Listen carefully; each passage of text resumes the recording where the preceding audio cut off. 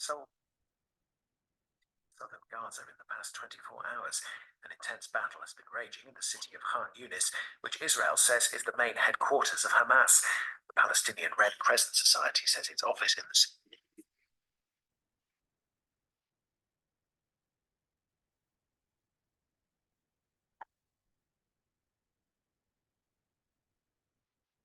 So it is 2 minutes past 9. A very happy new year to all of you. And welcome to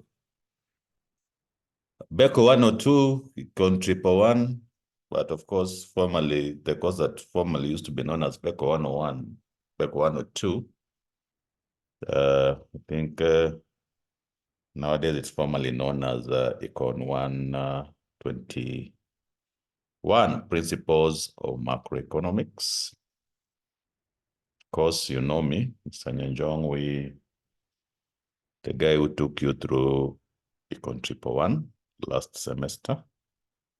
So I trust that this is a voice that is not altogether very foreign to you. But before we begin, I wish to share with you the breakdown to the results of ECON 111. The results are, I finished marking last week. I already entered them on the portal. I believe at the requisite time, you shall be getting the results at your respective portals. So that's the performance for Bachelor of Commerce. Of course, Bachelor of Procurement. I think Bachelor of Entrepreneurship, there was nobody in your class. I think that the ones that were there, I saw were stroke 22 and below. So all in all, a typical performance for ECON 111. I've been teaching the course now for quite a lot of years. So where are you? That becomes the question of that you should ask yourself as an individual. But collectively, that was the performance. I believe the most important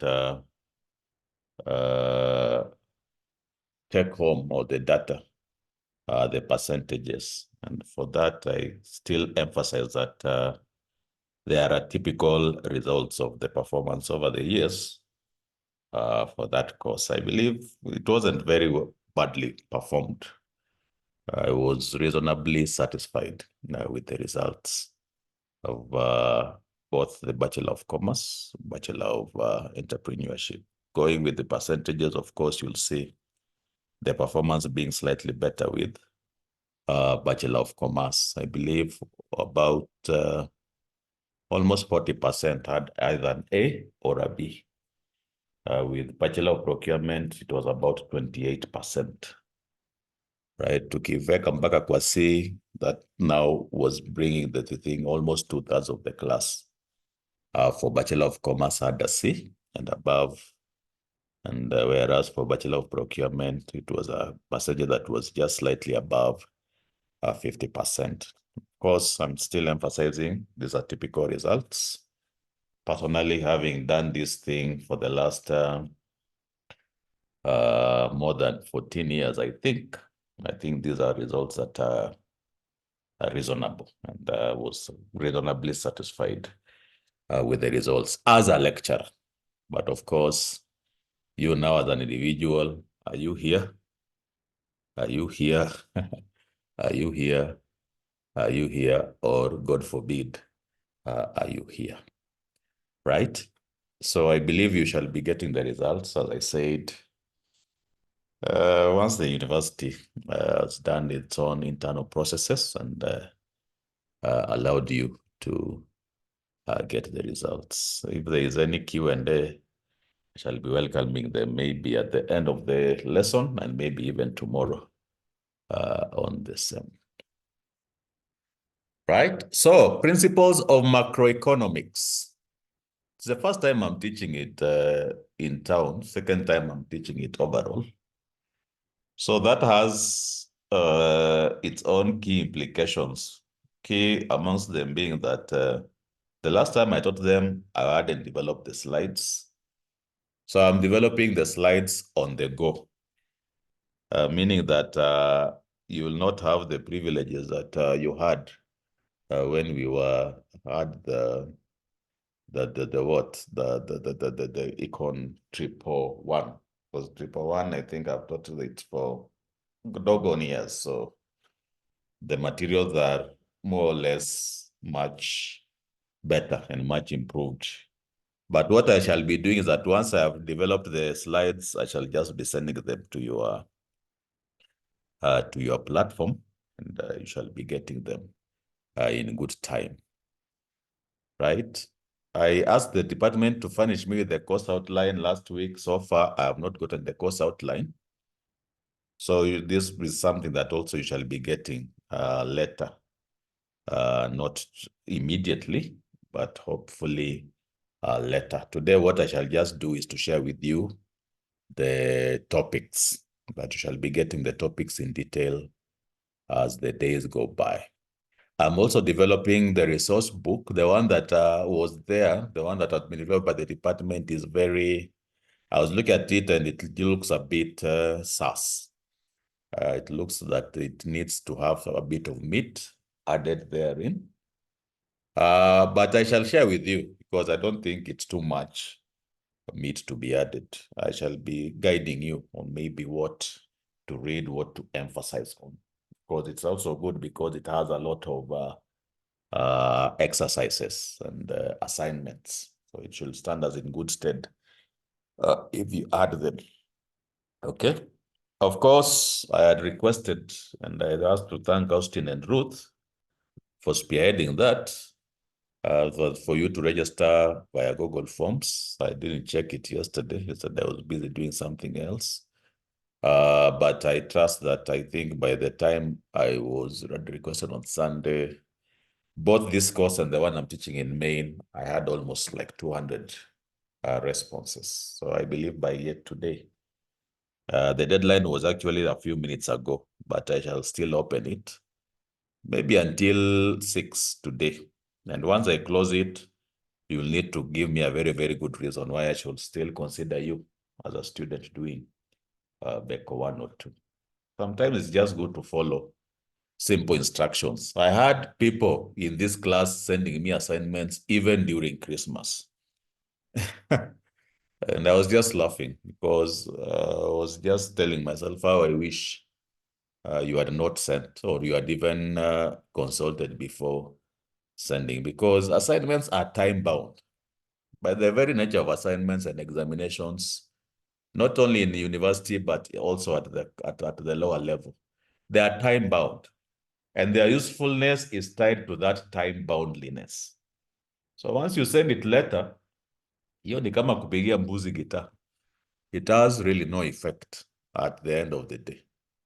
So the people who sent, I wish you had used that data to send some I love yous to somebody, because hiyo ni data tu ilienda tu hivyo, right? And I don't know why some of you have to be like that sijui ni class amuattend ama nini, lakini wakati uattend class you have to put your ear on the ground. Mulifuzwa nini, lecturer alisema nini, alafu unacheza kama wewe, so that when now that assignment is needed, you give it in good time. You don't have any issues with the lecture. So I don't know why that happens, but it happens. Mimi ninaona tu mnanijazia tu inbox, and because I have enough space in my inbox, I entertain it, lakini effectively inakuwa haijakusaidia at the end of the day. So tell those people who have not registered, please, Austin and Ruth, warai, hata kama mko mahali ambao wako, that to make sure that they have registered. The link I'll give you, people are registering, register. It's very, very important. Right, what are the topics? Of course, we shall start just as we started with the BECO 101 or ECON 111 to appreciate what macroeconomics is all about. How does it differ with micro? Right, and what are the key topics in it? What are the key concepts in macro economics? Normally very, very important. The beauty to this time is that now you are not, I'm not approaching this from an assumption that my students are totally ignorant. I'm approaching it from a point where happily you have at least some idea of what economics is all about. My duty is just to build on the foundation that I set, hopefully. And from the results that I have shown you, I think the foundation is not all that bad. I am reasonably satisfied with the foundation. So we shall basically be building on it, because as we shall see shortly, you must not see micro and macro as two different animals, two totally different animals, two totally different species. You must see it as maybe an organism that all together make up what now we know as economics at the end of the day. So we shall also, and then bring back on some few theories, theory of consumption, theory of investments. And the course actually is premised on something that I shared with you, I believe, when we are talking about Keynesian, if you can remember this equation.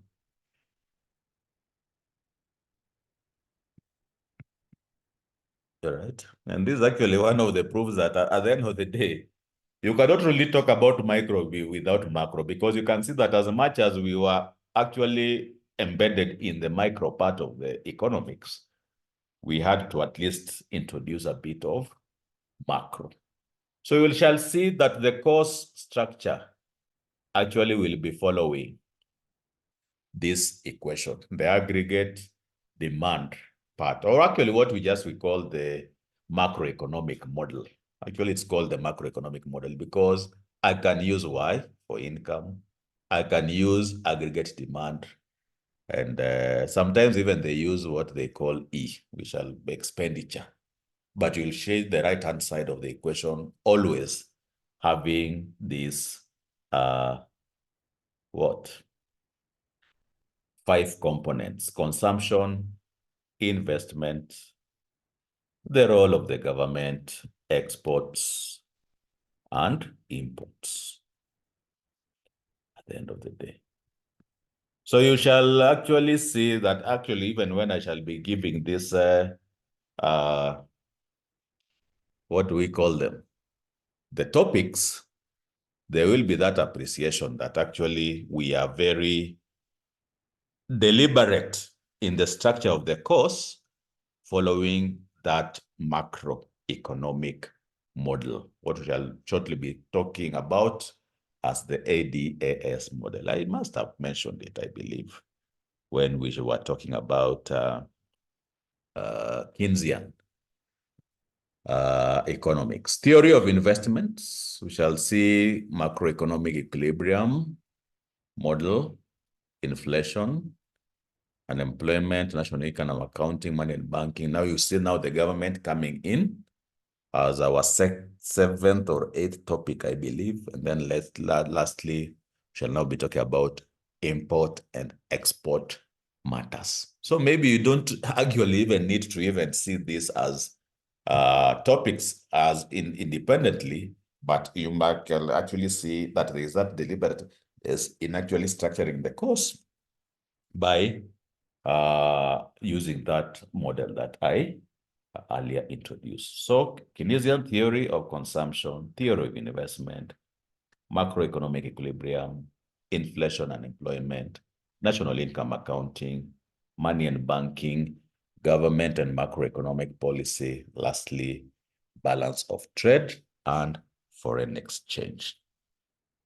So of course, even the course outline, you'll expect it to be structured more or less this way. As I said, I have not gotten it, but going through the resource book that was earlier developed by the department, I saw and had an appreciation that it had been structured in this way. And normally when we develop these resources, we actually follow the course outline. So I imagine that it will not deviate too much from what you have on the screen, as the case may be. So welcome, one and all for one to this course.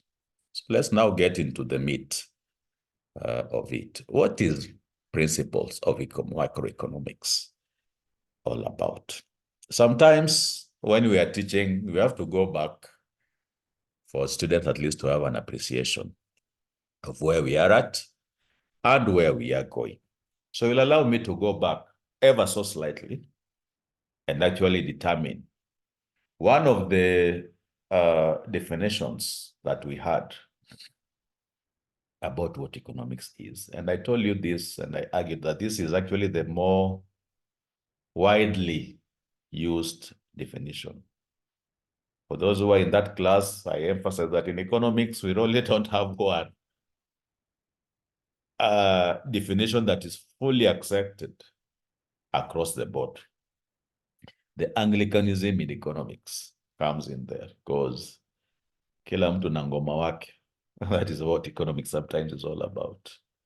But having said that, there is that definition that is widely accepted across the board, arguably. And I told you that that was given about 90 years ago by somebody called Lionel, who defined economics as a science studying human behavior as a relationship between ends and scarce means having alternative uses. So if you remember, talked about scarcity, we talk about choices, we talk about things about like opportunity cost.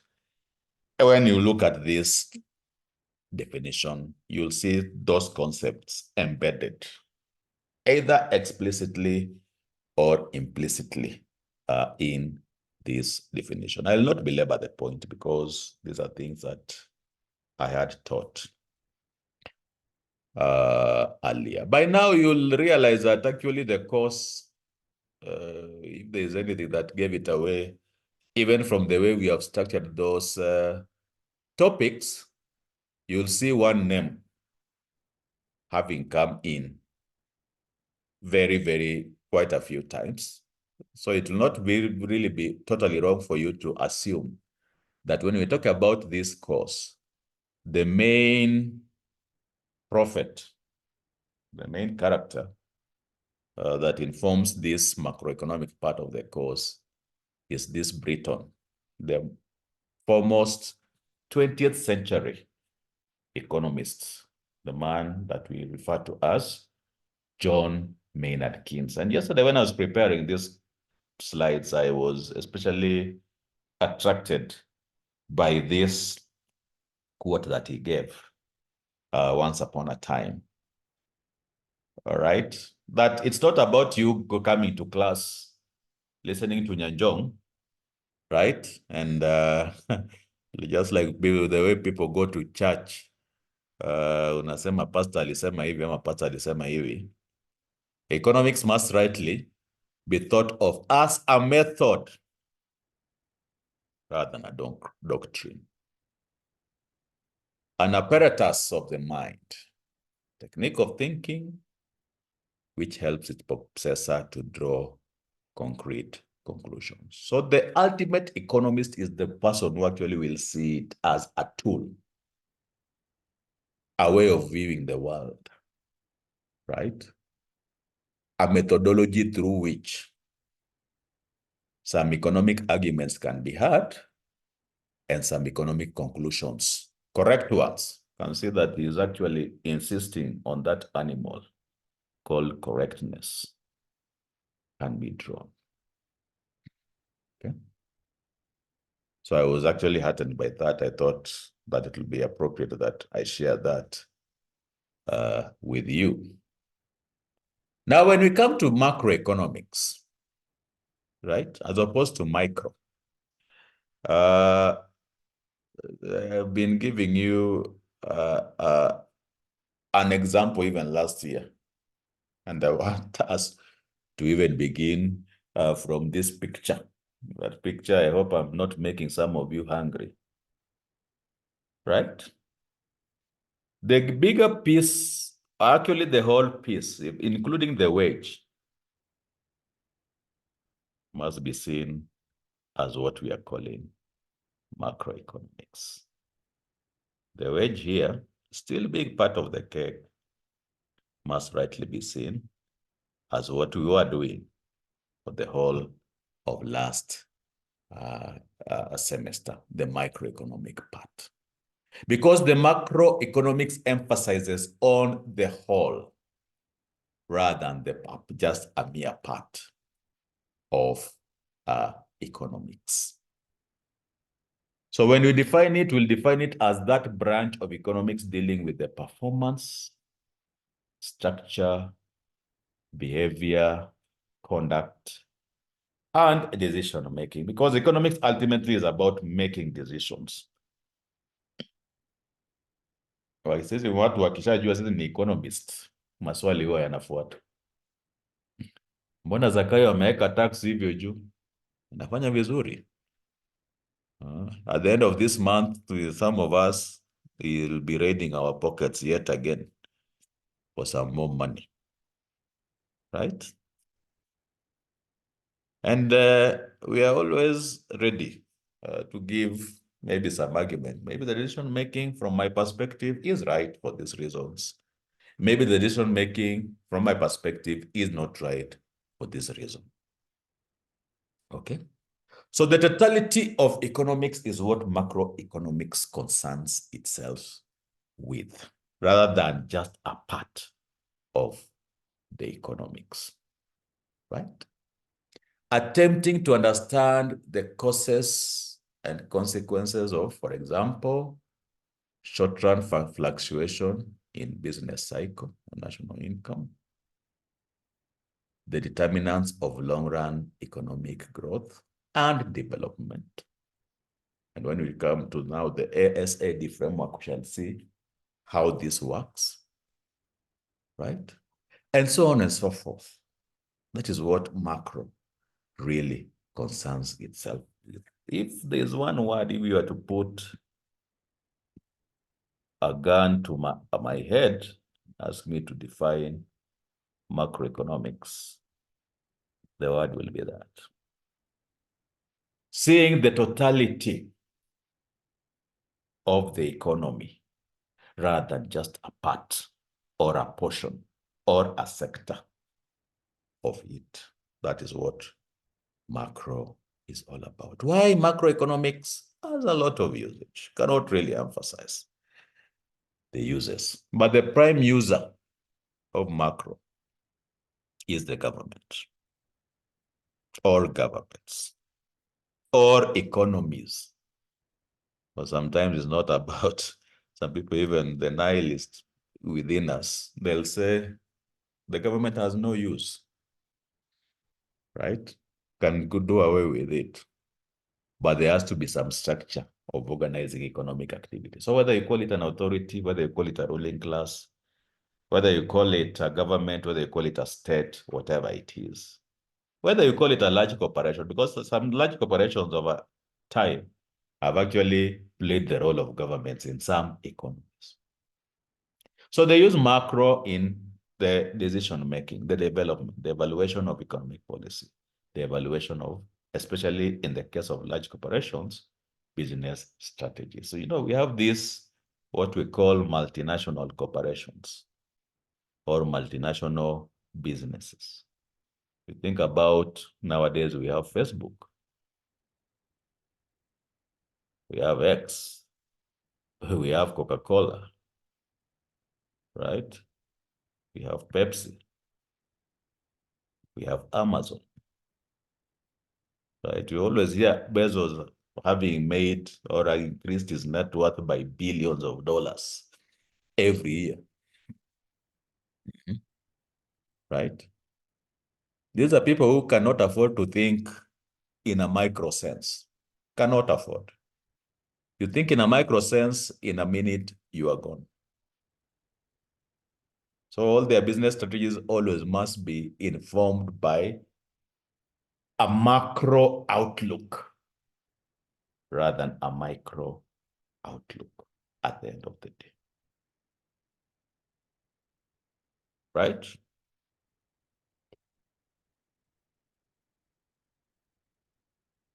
So they must be thought about, these two branches, as two sides of the same coin. And yesterday when I was trying to make these slides and I was trying to think, how can I really express this? And my first idea was to just draw something like economics up here. And then niwaambia kuwa hapa kuna micro, hapa kuna macro. And then I thought that as much as that is right, it might present the wrong information to my students. Because this must be presented in a way as to emphasize that essentially, this is just having, in the case of a human being, two arms occupying the same body. And the body is what we call now economics. So actually the idea that came to me, I said, no, it must be, there must be, whatever happens, the emphasis must be that they are actually part of one ecosystem, for better or for worse. And I put it like this, just to emphasize that you must not see these two as two different units. What you did last semester being different with what we'll do this semester. Indeed, we'll be drawing heavily on whatever we did last year to drive this train that we'll be calling macroeconomics for this semester, because they are one and the same thing. Essentially, they are two sides of the same coin at the end of the day. So that's my emphasis here. And actually, that's my take home here. I'll be very disappointed if you understand it in any way other than in that very important sense. One part of the same ecosystem. That ecosystem is what we are calling economics. Just as the way doctors have specialists. Huyu ni hand specialist. Huyu ni wa tumbo. Huyu ni kidney. Huyu ni wa miguu. This is a plastic surgeon. You cannot really imagine for a minute that somebody goes to medical school akisema ya kuwa mimi ni just a kidney specialist without having an appreciation on how the other parts work. Hiyo itakuwa ni kujidanganya. So by the same token, it cannot be that an economist will actually see macro as very far removed from micro, or micro as very far removed from macro. You must always treat them at the back of your mind as one thing. Just a case of one really having one function or emphasizing on one part of economics and the other emphasizing the other part. I'm really desperate for you to understand it in that sense. So that is actually that cake example. And I always like to draw this example simply because this is basically, I've never found a better way of understanding economics other than this, that you must see it as one thing, right? Hata ukitoa hiyo wedge from the cake, itakuwa inatoka kutoka source moja at the end of it. So some of the topics that shall cover, but some of the topics that are covered in macro, national income. We have seen some of them: consumption, investment, role of the government, right? International sector, exports, imports, investments, right? National savings, and so on and so forth. And actually, throughout the course, tutakuwa tunachezea tu nini yetu hapa. Yeah, we shall be picking these topics and discussing them. And why are these topics seen to be part of macro? Simply because for you to actually do them justice, and you shall see that we saw some of them, we tackled some of them in a micro level. If you remember topic 4, last semester, we had a topic called consumer theory. Yeah, now we shall be expanding this, na tutakuwa tunasema no, hatutaki tuseme ati Austin alikula nini asubuhi. ama amevaa aje, ama how does he do his economic decisions? We now want to take the whole class of Econ 121 and to determine how these decisions are made. That's why our first theoretical topic will be a theory of consumption. So we shall just be furthering, in a sense, what we saw when we were talking about consumer theory. But some of them that we shall be tackling that we never tackled: unemployment, inflation, role of government. I mentioned government very, very few times indeed last semester. I promise you I'll mention it very, very many times indeed this semester. For the reason that actually the government is the main consumer of macroeconomic policy. Government will always want, when they are deriving their policies, to think in a micro sense rather than a macro sense. Na hata tukililia Zakayo, tunamlilia in a macro sense rather than a micro sense at the end of the day. So when you talk about objectives, why macroeconomics? Right? What do we do as macroeconomists, or as economists anyway? What are our objectives? What are our goals? What do we aim at the end of the day? Right? And once we work even in terms of politics, because politics and economics are not much divorced from one another. In fact, the more I do economics, the more I'm convinced it's indeed a very, very stupid economist who does not appreciate politics. And the other converse also is also true. It is indeed a very stupid politician who does not have an appreciation of economic policy. Because at the end of the day, it's about people. Jumuia, right? So when you talk about even the policies of this government, na wakati tuna complain, we are complaining because some of these things are not being met. Low inflation rate, low rate of unemployment, right? When you talk about optimal economic growth, when you shall be talking about gross domestic product, right?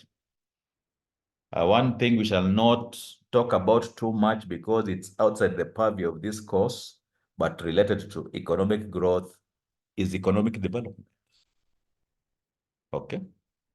The changes in structure of economies over time.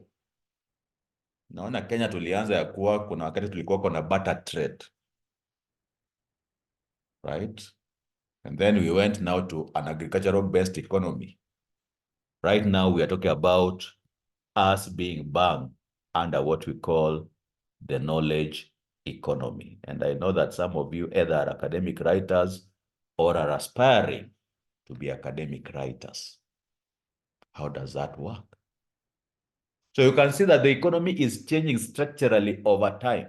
I mean, Eco University, we could not even entertain. Even that ability for us to think that in the future, maybe you'll even have a laptop. These were dreams in our days. So I guess that basically gives you an idea of how old or how young I am at the end of the day. Okay. But right now you see laptops are all over the place. ICT sector has even grown. Now some of these possibilities, we are talking about them as being possibilities. And actually at even some time, even in this introductory topic, we shall talk about economics in the age of social media. Okay. Optimal money supply, very, very important. When I was in high school, I think very many years ago, I think all of you had not been born, but I remember the price of bread just going up, doubling within a space of 1 week. Right now, bread, I think, is 65 bob, 70 bob. You can imagine that we are buying it right now at 70 bob. Next week, we are buying it at 140 or 150. You saw even last year, sometime back, 2 years ago, we were buying petrol at 300 bob, 400 bob. Right now, we are buying them at about 220. When I first bought my car, I think I used to buy petrol at 80, not very many years back. Okay. So what is actually informing some of these changes? Is it money supply?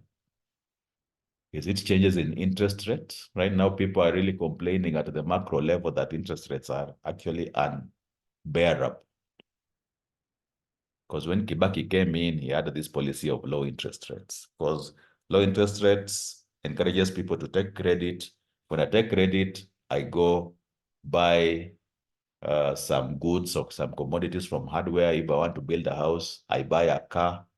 That is some economic activity being enhanced within the economy. But right now, I imagine that the economic activities are very, very low indeed. Last semester, I shared with you an example of me going to United Mall in Kisumu.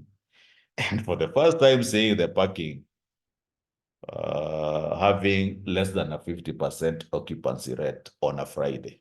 That shocked me. When I was going to Arusha or Uganda last year, cannot remember, but even Uganda, normally the road between Kisumu and Busia is very, very busy. And I'd have expected it to be very, very busy over Christmas holiday. It was very, very few cars when I was traveling there, right?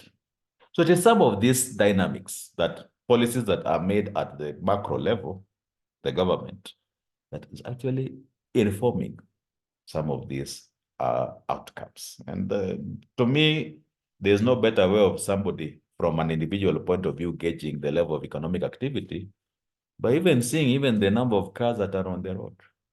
Kenya usini ni watu tunapenda magari.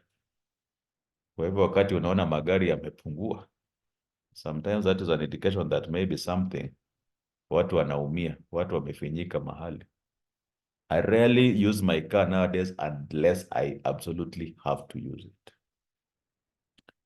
We shall be unpacking some of these things. Taxation rate, tumekuwa tukilia Zakayo, right, over the last 1 year or so. And sometimes even I look at it like this and sometimes I laugh because there's the economics and then there's the politics of some of these things, right? Optimal taxation rate, what we talk about, full employment of factors of production.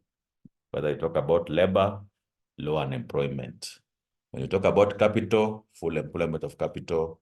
When you talk about land, na umejua hiyo imekuwa shida hapa Kenya, full employment of land. We shall be unpacking these things when we shall be going through the topics. Perhaps the most important tool that and it's also important that mliona ya kuwa hata wakati tulikuwa tunafanya the macro, the micro, lazima tungeiguzia. So that's basically what the first concept that I wish us to discuss. I can see I have about 10 minutes or so. We can unpack it and then we see where it leaves us at the end of the day. Cannot really overemphasize it. All these topics that you saw here, when we talk about the topics, national income, consumption, inflation, national government, government investment, export, import sector, we can always model those dynamics, those economic variables through the use of this aggregate supply, aggregate demand model, right? So it's a key model. I cannot really overemphasize its importance in economics. And because it gives us the workings and explains the cause and effect relationship between two key variables in economics. When we talk about inflation, we shall define inflation as the general sustained increase, not in price, but in the price level of goods and services within a given economy. Why price level? Because when you talk about the aggregation or the summation of all the prices of goods and services within the economy, right? Normally they have something they call the consumer price index that gives us an indication of this. This is actually what now gives us the macroeconomic definition of prices. Right? Because when you talk about macro, now we are talking about what Austin bought, what Ruth bought, what so and so bought in the class, what Nyanjong bought, and so on and so forth. We aggregate them, and then we shall see maybe if they will have bought these things last year at a time like this, they will have spent less or they will have spent more. Kama ni more, tutasema inflation imeongezeka kwa kiasi fulani. Kama ni less, tutasema ya kuwa maybe times are better today than they were last year. The other variable that it tracks, and maybe this is a bit misleading, should have written it as national output. Why national output? What we used to call quantity demanded. And you shall see actually the curve zinafanana na vitu ambavyo tulisoma last time. Even let me just bring you here. When you talk about the demand and supply curve, you'll actually readily appreciate that actually what you have on the X and Y axis at using the aggregate supply, aggregate demand framework is basically an aggregate of what in micro we used to call prices without the level. And here, remember, we used to have something like quantity demanded. So we have just summed them up of various goods, right? Up to the last good, let's call it N. And maybe once we sum it up, now what we are calling it is the output level or the level of output or national output. Sometimes we don't use the word output. We shall actually find some economic variables being used like the real gross domestic product, the real gross national product, sometimes net national product. It depends on the topic at hand. This changes ever so slightly, but the concept remains the same. So let me not unpack it too much. I just wanted you to appreciate that these are not altogether very foreign concepts that is something that we will have learned and appreciated earlier. As I said, mathematically, we can express it in this way. Two parts, it has two components, it has two curves, as you can see. What we used to call the demand curve, when we aggregate, when we sum all the demand curves within the economy, we end up with what we call aggregate demand, right? Composed of consumption, investment, government, export demand, import demand. So consumption, investment, role of the government, exports, and imports within the economy, right? When we come now to the supply side, just as with the demand side, we have consumption, we have savings, we have taxes, we have exports, supply, then we have imports, supply.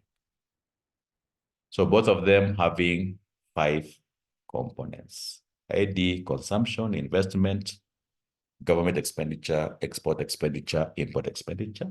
In some books, I'll find this being treated as one and being called net exports. Normally, I like disaggregating them so that we can appreciate them fully using the components as the case may be,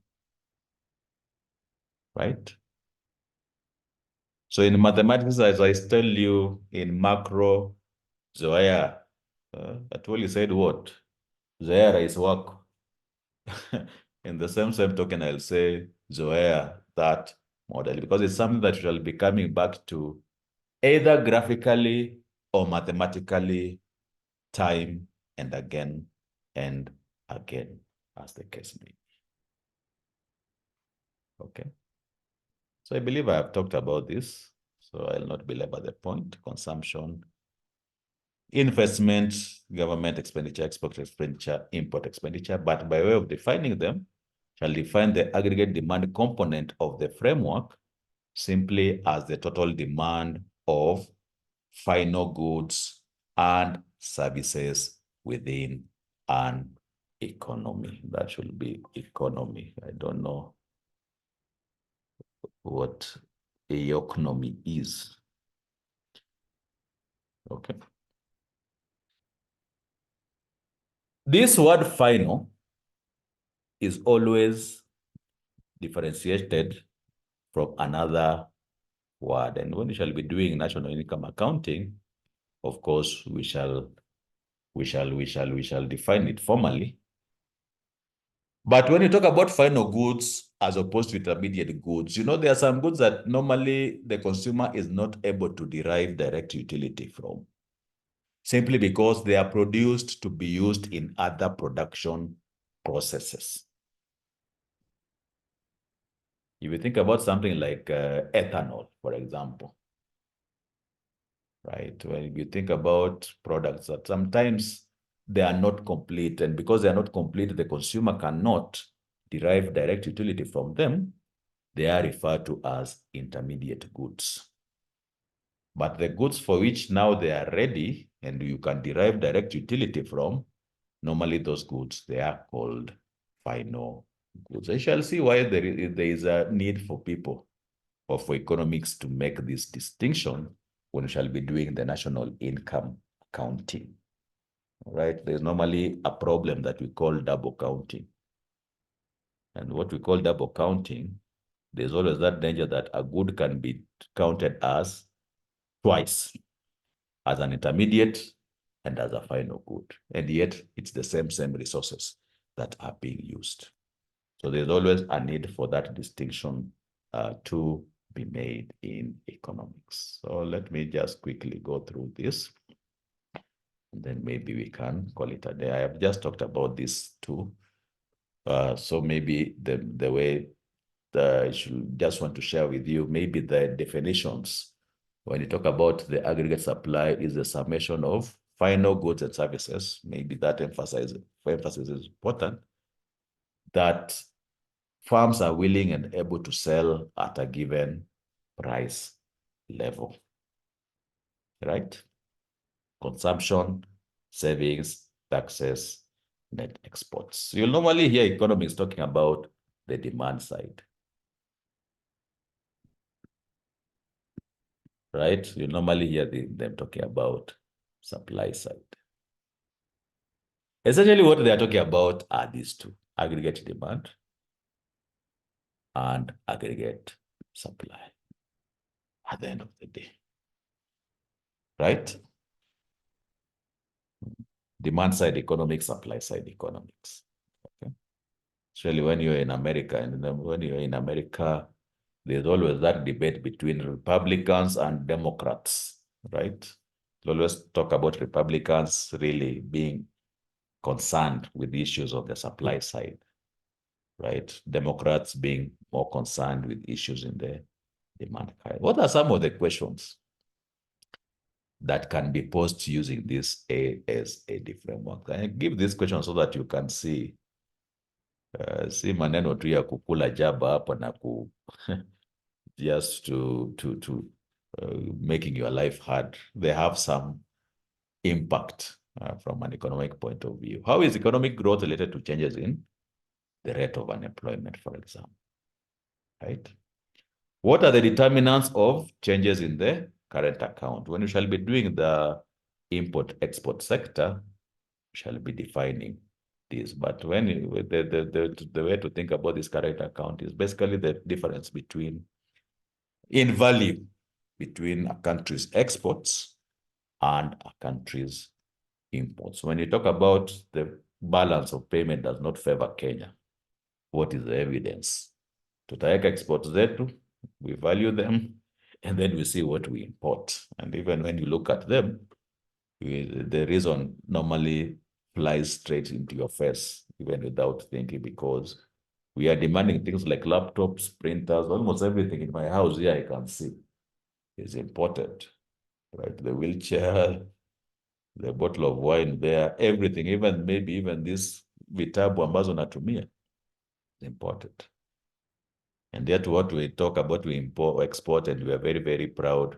We export just low value primary goods, right? So when you talk about trade deficits, hapa ndio shida iko at the end of the day. What are the determinants of the relationship between inflation rate and unemployment rate? When we shall be talking about the Phillips curve, we shall actually be using this framework to determine or to unpack that relationship. These are just 3 of the questions that can be asked.